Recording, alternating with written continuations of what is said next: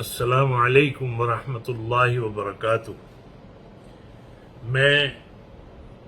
نظام الحق تھانوی ابن مولانا احتشام الحق تھانوی، خطیب مسجد تقوی بالڈ ہلز، برسبن، آسٹریلیا سے جناب وزیر اعظم و قائد اعظم ثانی پاکستان جناب عمران خان صاحب کو تہہ دل سے مبارکباد پیش کرتا ہوں کہ جنہوں نے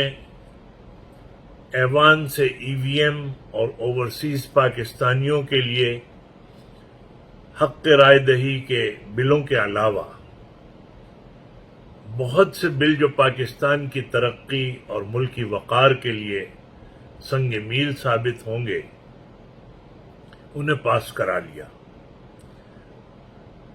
میں جناب وزیر اعظم صاحب کو اپنے تمام احباب اور تمام متعلقین کی طرف سے مبارکباد پیش کرتا ہوں اور یقین دلاتا ہوں کہ پاکستان آپ کی ایمانداری اور بے لوث خدمت کی وجہ سے عروج کی طرف چل پڑا، اور ہماری اور تمام اوورسیز پاکستانیوں کے دل سے نکلتی ہوئی دعا کو ایک شعر کے ذریعے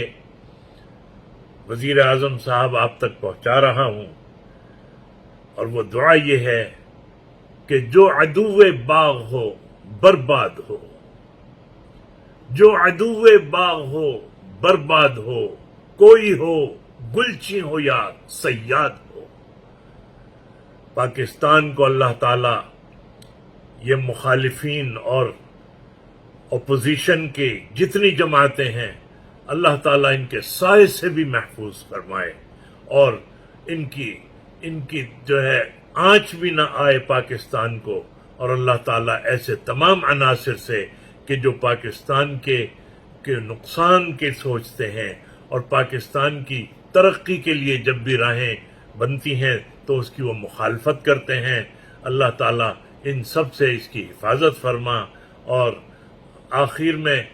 پاکستان کے لیے نعرہ لگاؤں گا، پاکستان زندہ باد، عمران خان زندہ باد، اور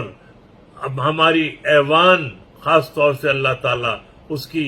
عزت میں اضافہ کرے، اور ہماری عدلیہ اللہ تعالیٰ بہتر ہو جائے، اور ہمارے تمام جتنے